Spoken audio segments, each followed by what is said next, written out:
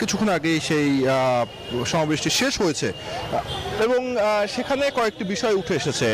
আপনি জানেন যে আজকের ছাত্র জনতার যে গণ অভ্যুত্থান, যেটাকে আমরা জুলাই বিপ্লব বলি, তার 100 দিন পূর্ণ হলো।